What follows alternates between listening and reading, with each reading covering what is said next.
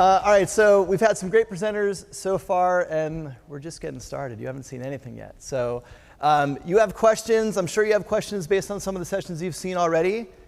GD Summit app. Be sure you're sending your questions in. We're going to use those in the Q&A later that Rusty Roof is going to be hosting. For those of you watching online, GD Summit hashtag. That is your hub of all questions. So be sure you're using that. I know JT O'Donnell is going to be very active in getting back to you on questions. There's tons of people that are following that hashtag, including people in this room. How many of you are tweeting right now? All right, so a good chunk of this room is also joining you on the GD Summit hashtag. So definitely take advantage of that. So I'm excited to introduce our next speaker, and that is going to be Katie Burke from Hubspot. She is their VP of Culture and Experience. Katie Burke is been there. They're a leading inbound marketing and sales software company and also one of Glassdoor's best places to work.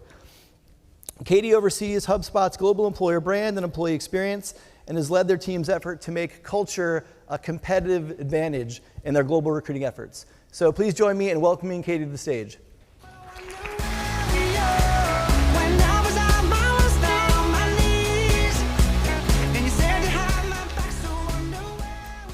How's everybody doing? Good? Following a video of puppies and cute kids is a great way to determine that I will have no friends by the end of this presentation. It's totally fine. I'm cool with it. So hello, I'm Katie Burke, and as Lars mentioned, I'm the VP of Culture and Experience at HubSpot. And I wanted to, if it's okay, to start by taking us back a little bit. So does anyone recognize these old help wanted signs? This is the OG of employment branding, right? This is old school employment branding at its worst. And it's very easy to poo-poo this and say, oh gosh, we've come so far. Everyone in this room has moved so far past these help wanted ads. But the reality is that most job sites are not that much better than the old school help wanted signs at actually telling people and creating a compelling case for why they should want to work there. So what I'd like for you to think about is today, there is going to be so much information, so many amazing speakers that you'll hear as part of the summit. Commit to leaving and doing one thing differently. So I hope I give you some ideas. If it's not my idea, that's totally cool. I won't take any offense to it. But commit to leaving here and doing one thing differently, because that's the fastest way that we're all going to get people away from the help wanted signs and into the next generation of employment branding and candidate experience. So as Lars mentioned, I work at HubSpot, which is a marketing and sales software company based in Boston, Massachusetts, with 5 additional offices around the world. We believe that culture is to recruiting as product is to marketing.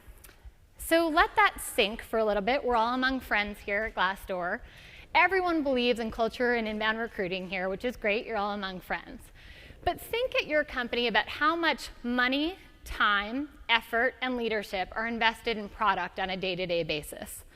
Chances are you have a VP of product, a CPO, a CTO, an engineering leader. You invest massive amounts of time, resources, and energy in making sure that you get your product right. And you should. Your customers deserve that. But how much time and energy do you spend investing in culture? How many folks in the room have a full-time person dedicated to culture? And if you wouldn't mind, just keep it up. How many folks in the room have full-time teams, so more than one person dedicated? So think about it. We are at the Mecca. This is the Mecca of our people. And there's still a vast minority of people who have full-time teams dedicated to culture. I believe that we can do better. So let's talk about what that actually looks like. Lars mentioned HubSpot was fortunate enough to be named number 4 on Glassdoor's best places to work as a result of our employees and their feedback. And when we reached this milestone, it was great, but we got a lot of calls. And the calls went something like this. Hey, Katie, it's so-and-so executive from this company. I want to know who at Glassdoor I need to call to get on that list for next year. Or I want to know which editor you paid off, or which op-ed you wrote, or which team you placed, or who you know in these important places that will get me there on that list next year.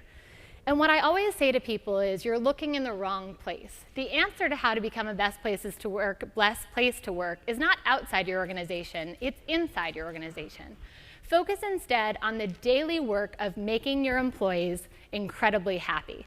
And the way I describe this to people is that it's a lot like yoga. It requires daily discipline, a little bit of flexibility, and for any of you who practice yoga on a regular basis, a whole lot of patience. So let's talk a little bit about how we actually do this. Culture is great in theory, But in practice, it's often hard to get funding or to get inertia going. It takes a backseat to a lot of other business priorities. And my theory is that you can't manage what you can't measure. So when it comes to culture, you have to agree on some things that you can measure. And we'll talk a little bit about how metrics and growth go hand in hand and how you actually measure culture to make it a catalyst in your company. I'm going to talk to you about how we do it at Hubspot. We measure 3 things, and these are on our business objectives for the entire company. Number 1, employee retention. If your employees are not growing, they will get going. If you are not giving them a compelling reason to stay and work for you every day, one of your competitors will poach them and give them a better opportunity. So we think about employee retention as a core goal that we measure. The second thing we do is Glassdoor ratings. And I'm not just saying this because I'm here at the summit. The reason we do it is to remind people that the world we live in is fundamentally changing. You used to be able to control your employment brand from the ivory tower. That ivory tower has been replaced with a glass door. So thinking about transparency and thinking about how that world has changed is absolutely imperative. So we put our Glassdoor rankings as a fundamental business goal as how we think about things. The third is employee happiness. Has anyone ever taken in the room an employee engagement survey? Yes, they're so much fun, yes? 2 hours of your life, no fun whatsoever, and in 2.5 years, you usually get a report back that says something about the snapshot of what your place was to work in 2010. It's all redacted. There's nothing in there that anyone actually said, and mostly what it resorts to is like, people mostly love working here, right? Which is often a farce. So I'll talk about how we put our own spin on it. But my conjecture is employee engagement, frankly, is old school, and it's not good enough. Employees having a pulse on the other end of a computer is not good enough to keep them at your organization. So the way that I think about employee happiness at HubSpot is that when you meet a HubSpotter in the wild, and I hope you do, that when you shake their hand and say, hey, what's it like working at HubSpot? That they basically do cartwheels and backflips to tell you about what they're working on, the people they get to work with, the exciting problems they're tackling. Just having a pulse is not good enough to keep someone at your company. So think about making the shift between employee engagement and employee happiness, and I'll talk about how in just a second. We talked about the employee experience, and I'm going to talk a lot about that today, but it really starts before anyone even comes into your organization. So how many people have actually taken the time to write down what their culture stands for in any meaningful way? In a deck, on your job site, that sort of thing. Again, pretty small number. What I hear consistently is the reason people don't do this is we have the best recruiters in the world. We don't need to write it down. I believe that. I believe that you have incredible recruiters. I just also believe that they only have 24 hours in the day, just like everyone else, and that there are good people using the internet looking for jobs who cannot connect with them because they don't know what you fundamentally stand for. So it used to be that recruiters could control that, right? So if I wanted a job at Glassdoor, I might have to ask a friend who works there. I could email a few of you and say, please, can you help me with an intro? Now all it takes is one tweet. Anyone know anyone who works at Glassdoor? Anyone know anyone who works at Nestle Purina? And I would get a flood of information. I can go to Glassdoor in an instant and find out what it's like to work there. So the fundamental balance of power has changed. And as a result, we need to change accordingly. So 75% of your candidates are checking out your employer brand when you're not in the room. Think about that for a second. It doesn't matter how good your hiring managers are at convincing people to work at your company. It doesn't actually matter how compelling a case your recruiters make when they're on the phone. Because 75% of people have already made up their minds, roughly, about what they think of your company before you even have that conversation. So investing time at the top of the funnel to explain to candidates why you're a great place to work is absolutely imperative. And you can't skip that step in the process. But it's not just about the branding side of the experience. It's also about what the candidate sees, hears, and who they interact with. So quick show of hands. How many people at their company make candidates wait longer than investors in your company? Yeah. Some like, I don't want to raise my hand, but I definitely do that. I'll be the first to share a little vulnerability. We used to do that. We used to say, you know what, they want a job here. We're a great place. We're a pre-IPO company. We're an amazing tech company. People should want to work for us. We'd say to candidates, you know, we're not going to keep you a long time. We're not going to be rude, but we're going to make you guess a little bit. We're going to play a little hard to get. And what we realized was keeping your candidates waiting any longer than your customers or your investors in your lobby is a huge mistake. Unless you're giving them really compelling content to engage in. What are they seeing? What are they hearing? Who are they meeting with? How long are they waiting? What's the follow-up like? Is every one of their interactions human and meaningful? Chances are most candidate experience, in my opinion, are good at best. We resort to saying it's fine. Our candidates are fine. We're hitting our hiring goals. And my question to all of you is, can we get to remarkable? Can we get to the point where McKinsey is, where every single candidate who goes through the interview process for consulting gets training on how to interview better? Regardless of whether you get a job at McKinsey or not, you leave that interview process better than you were before. That's, I think, the threshold that we should all be aspiring to get to. Does every candidate leave the experience better, regardless of whether or not they accept a role in your organization?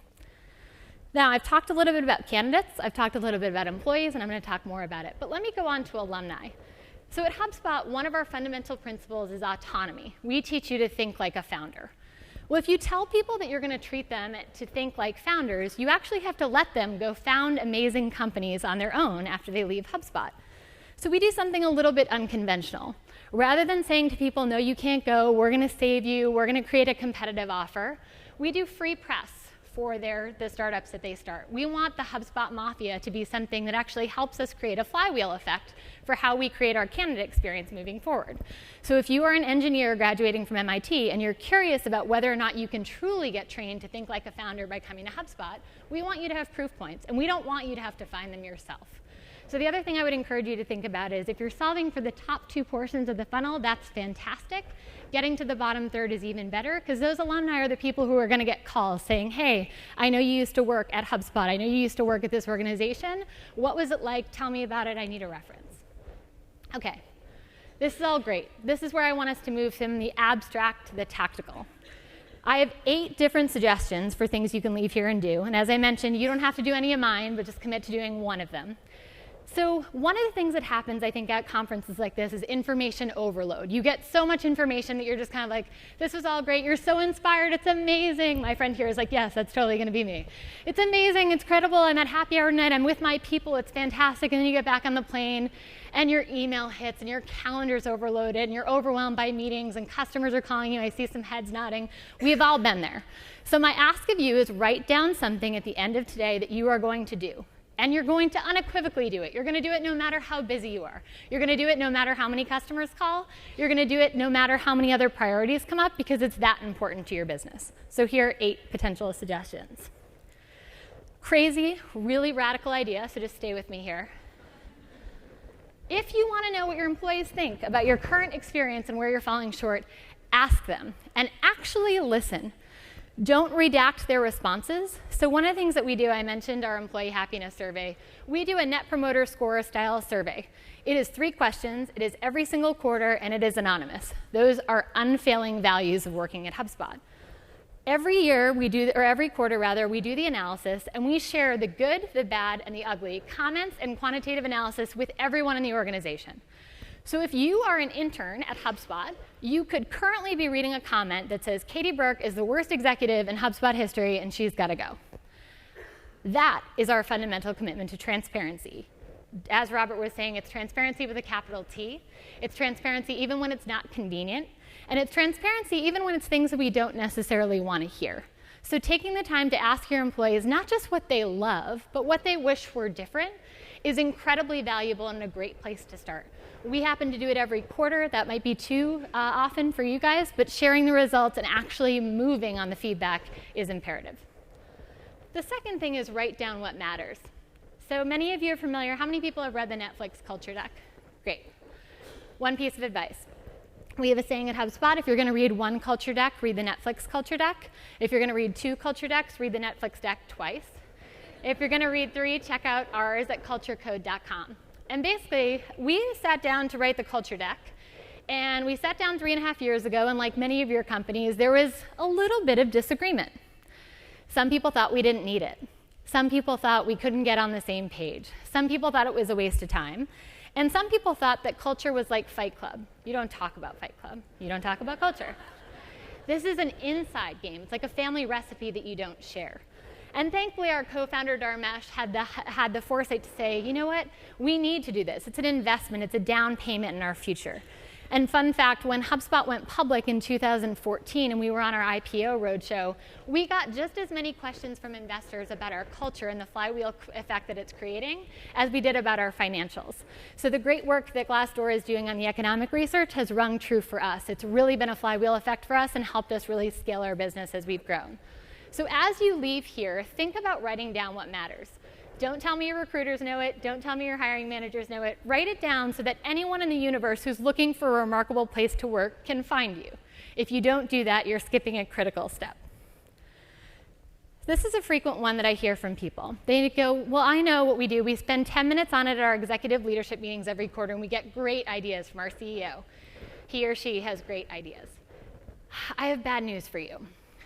Executives don't actually usually have the best ideas for what to do with culture. So this picture is of Waffle Wednesday at HubSpot, and the gentleman on the left actually is a guy named Chris LaDolce. He's on our Academy team. And he had an idea 4 years ago. He used to talk to our customers every Wednesday morning, and on Wednesday mornings, they seemed a little more down than usual. And so he had an idea. What if he created a delicious, syrupy, amazing baked treat for people to fundamentally transform how their week was going? So you actually had a reason on Wednesdays to look forward to coming into work. That's how Waffle Wednesday was born. Since then, we've actually funded not just the waffles, but industrial mixers, the waffle batter, all that kind of stuff. But for 2.5 years, Chris ran this on his own for the cost of waffle batter and some employees' time. And what we consistently hear from employees is that it's one of their favorite traditions in all of HubSpot. It costs us almost nothing. It had nothing to do with the executive team, and it came from an employee frontline idea. Acting on employee innovation ideas is absolutely paramount to helping your culture scale. Don't assume that your C-suite has the best ideas. It's often the exact opposite. The other thing I hear from people very often is, we're going through a big change. I want to talk to you about what's going on at my company. And I say, okay, great.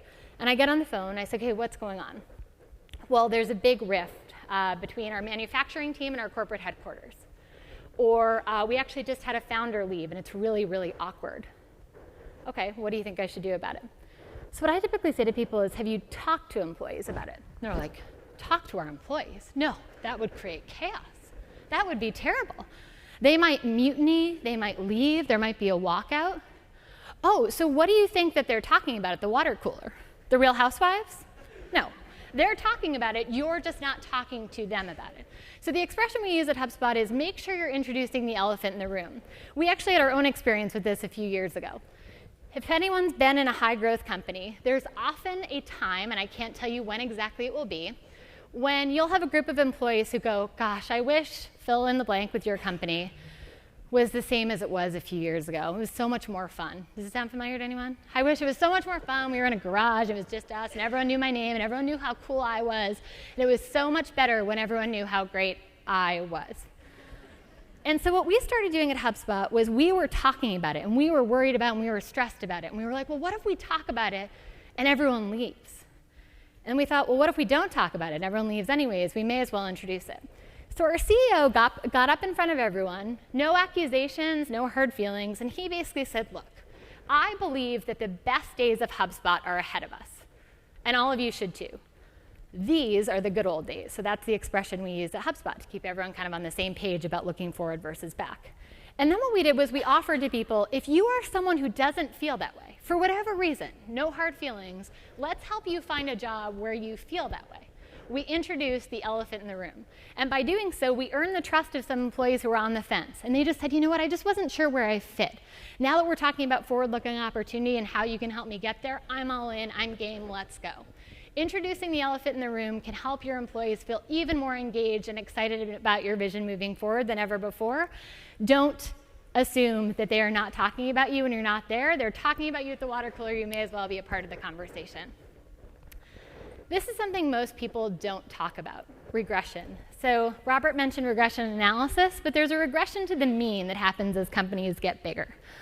So all of a sudden, the product you work so hard to build, the customers you work so hard to delight, it just becomes so easy to go, they're fine. I think they're fine. They're okay. That team is not performing at its highest, but they're okay. We're big enough now that doesn't matter. You can sort of slide it under the rug. No one talks about this, but when you look back at companies that failed to scale, executives will talk about what this felt like. Just didn't feel the same anymore. There wasn't the same commitment. There wasn't the same drive. And so I urge you to be vigilant about not regressing to the mean, and by expecting more of your customers, of your partners, of your team, and saying that they deserve better.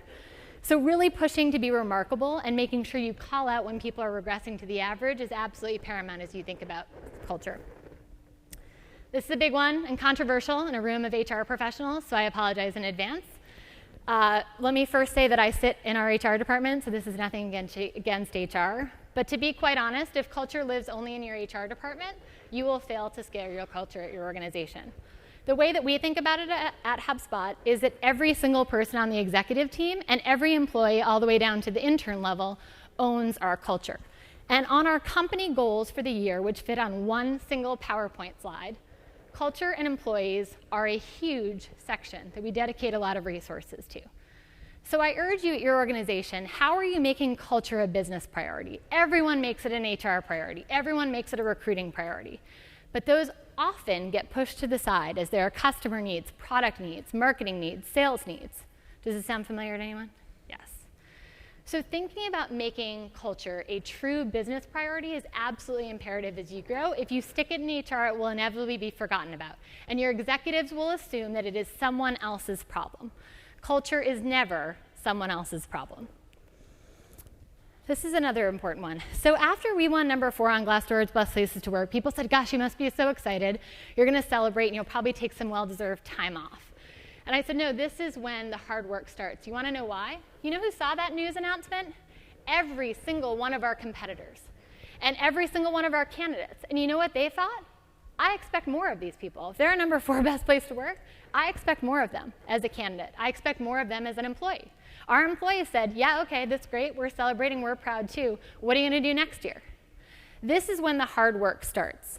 So one of the things I encourage people to do is it's very easy to get cocky. We've got this figured out. We just landed a great new hire from a great competitor. We just landed an amazing senior hire that's fundamentally going to transform things so we can rest on our laurels for a little bit. Complacency is where often the biggest culture digressions happen. And so thinking about always applying your culture through a lens of humility versus hubris makes a huge difference as you scale and grow. Our employee happiness survey is one of the ways in which we keep really diligent and accountable on what that looks like. And the final thing I'll leave you with that I recommend not compromising ever on is hiring remarkable people. So the way that I think about the downfall of most organizations is the shoulder shrug hire. We've all been there, right? This person seems like they can do the job. They seem fine. They did the job somewhere else. So-and-so doesn't like them. So-and-so doesn't think they can scale. But yeah, it's fine. Does this sound familiar to anybody? We've all been there. The shoulder shrug hire is the death knell of a fast-growing organization and someone committed to culture. So rather than shrug your shoulders at what your culture is or could be or how it could scale, or the employees that will help you get there, think about truly making things remarkable. So I mentioned that employee happiness survey that I talked about earlier. I mentioned it's 3 questions, 10 minutes or less, and anonymous. The third question every single time is advice to senior management. And we basically stole shamelessly from Glassdoor's section. It's my favorite section on Glassdoor every time. But we basically give employees an open text field to just say, here's what I think you can do better. And that can be management style, communication, culture, leadership, hiring. What we find consistently, time and time again, is that your top performers in your organization do not want to work with people who are average. They have 0 interest in working with people who they have to pull them up.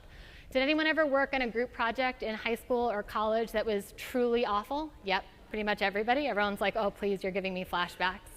It's awful.